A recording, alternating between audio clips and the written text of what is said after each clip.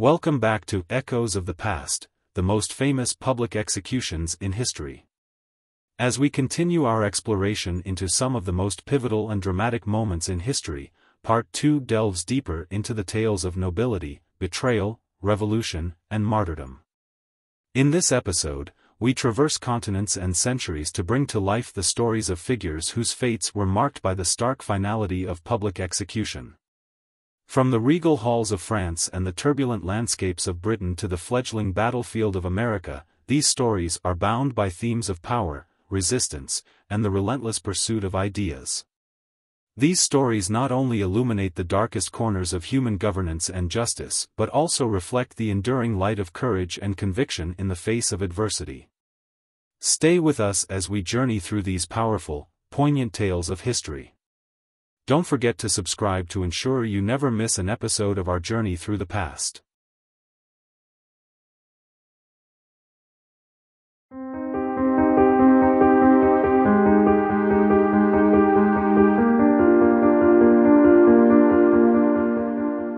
Amid the splendor and strife of 18th-century France, a revolution brewed, one that would shake the very foundations of monarchy and forever alter the course of history. This is the story of Louis XVI and Marie Antoinette, the last king and queen of France before the fall of the monarchy, whose destinies were tragically sealed by the guillotine. Louis XVI ascended to the throne in 1774, inheriting a realm burdened with debt and discontent. His reign began with hope and promise, but as financial crises deepened, so did public unrest. With advisors urging reform, Louis's indecisiveness and inability to adequately address the fiscal and social crises led to widespread famine, economic turmoil, and a loss of public trust. As the Estates General convened and subsequently transformed into the National Assembly, Louis's attempts to stifle rising demands for change only fueled the revolutionary fire. Marie Antoinette, often portrayed as aloof and extravagant, became a symbol of royal excess and disregard for the common people. Her reputation, marred by scandal and intrigue, made her an ideal scapegoat for the nation's ills. Despite her actual involvement, the Queen's image was irreparably tarnished, and she increasingly became the focus of public ire, as revolutionary fervor swept through France. The revolution reached its tipping point with the storming of the Bastille and the Women's March on Versailles, events that symbolically dismantled royal authority and brought the king and queen to Paris under close watch. Louis's failed attempt to flee France in 1791 sealed his fate. Captured and returned to Paris, he was seen not just as a flawed monarch, but as a traitor to the nation. By January 1793, the convention put Louis on trial for conspiracy and treason against the state. Convicted by a narrow margin, he was sentenced to death. As the guillotine fell on January 21, 1793, the reign of Louis XVI came to a definitive and bloody end, signaling the fall of France's monarchy. The revolutionaries were not done. Marie Antoinette, widowed and imprisoned, faced her own trial in October 1793. Accused of a myriad of crimes against the French people, she too was condemned to die by guillotine. Marie Antoinette's execution on October 16, 1793, was as much a political act as it was a symbolic gesture, meant to eradicate the vestiges of the old regime. The executions of Louis XVI and Marie Antoinette not only marked the climax of the French Revolution but also underscored the deep-seated conflicts between the old world and the new ideals of liberty, equality, and fraternity. Their tragic end reminds us of the turbulent path toward modern democracy and the enduring human cost of revolutionary change.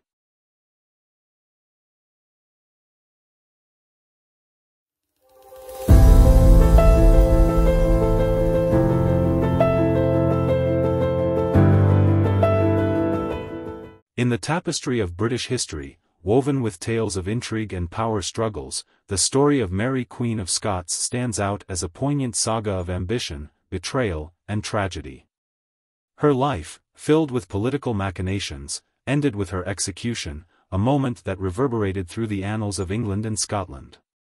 Born into the royal house of Stuart in 1542, Mary was crowned Queen of Scots just 6 days after her birth, following her father's death.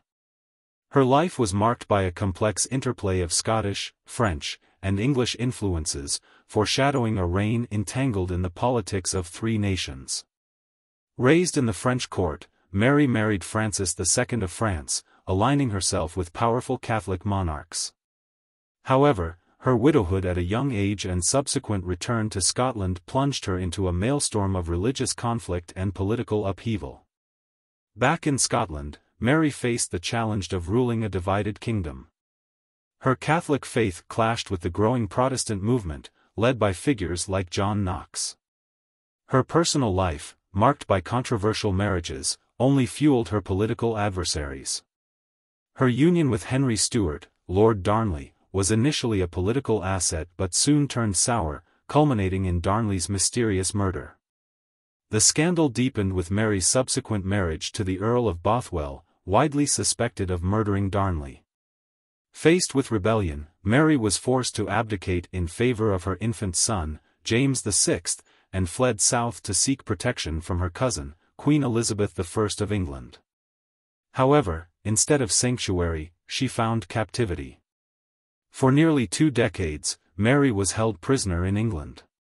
Her presence posed a Catholic threat to Elizabeth's Protestant reign, and she became the focal point of various Catholic plots to overthrow Elizabeth, despite her protestations of innocence. In 1586, the Babington plot to assassinate Elizabeth and place Mary on the English throne was uncovered. Though evidence of Mary's complicity remains debated, she was brought to trial, found guilty of treason, and sentenced to death. On February 8, 1587, Mary Queen of Scots was executed by beheading. She approached her death with dignity, her last words a prayer for her soul and her Catholic faith. The execution of Mary Queen of Scots not only marked the tragic end of a queen but also the culmination of the bitter religious and political rivalries of her time. Her death underscored the precariousness of monarchy and the harsh realities of power in Renaissance Britain.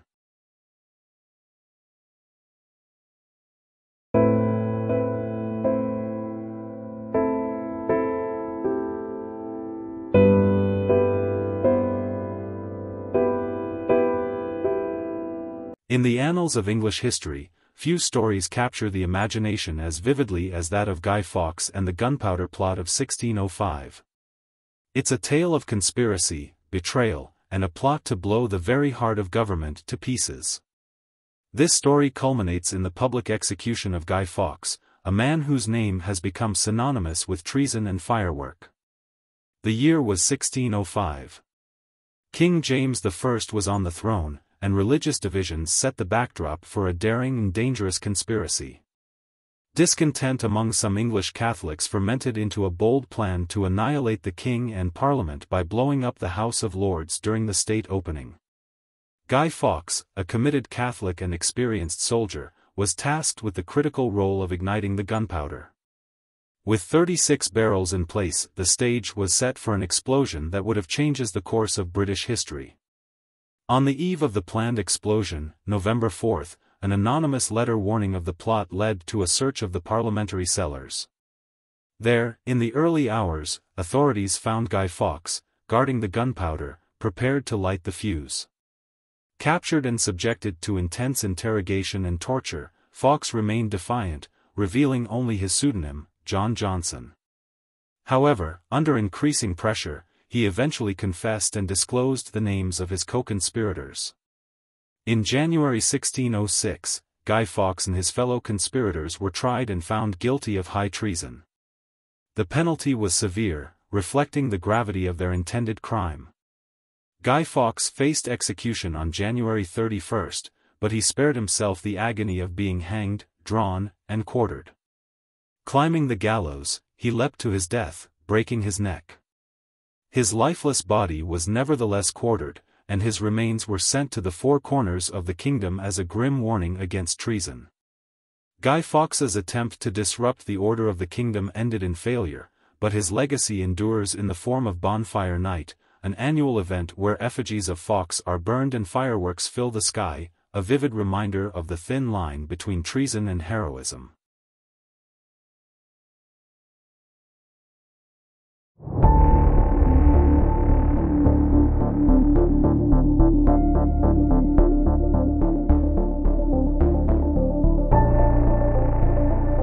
As dawn broke over the American colonies embroiled in the struggle for independence, a young patriot prepared to meet his fate. This is the story of Nathan Hale, an American soldier and spy, whose final act of bravery would forever echo in the annals of American history as a symbol of ultimate sacrifice for one's country. Nathan Hale, born in 1755 in Connecticut, was a gifted scholar and teacher who graduated from Yale College. When the fight for American independence began, Hale joined the Continental Army, driven by a deep sense of duty and patriotism. In September 1776, with New York City recently fallen to the British, General Washington needed intelligence. Hale bravely volunteered to go behind enemy lines, despite the grave risks involved in being a spy during wartime. Disguised as a Dutch schoolteacher, Hale infiltrated British-held New York City. His mission was to gather crucial information about British troop movements and fortifications. However, his time behind enemy lines was short-lived. Betrayed by a loyalist cousin, Hale was captured by the British. Found carrying incriminating documents, he was arrested and quickly identified as an American spy. Without the formality of a trial, Hale was summarily sentenced to death by hanging. British General William Howe personally ordered his execution, seeing it as a stark warning to other would-be spies. On the morning of September 22, 1776, at just 21 years old, Nathan Hale was led to the gallows.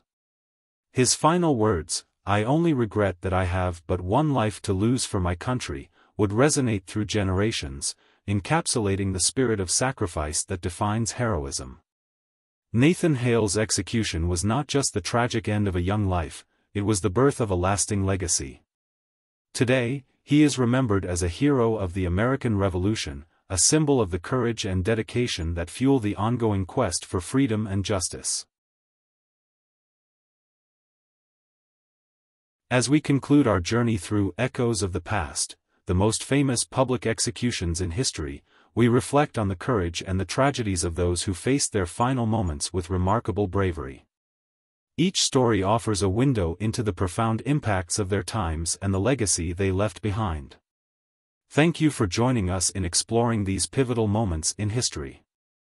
If you found these stories enlightening, please like this video, subscribe to our channel for more historical insights, and share your thoughts in the comments below. Stay tuned for more compelling tales from the past, and don't forget to hit the notification bell to never miss a video.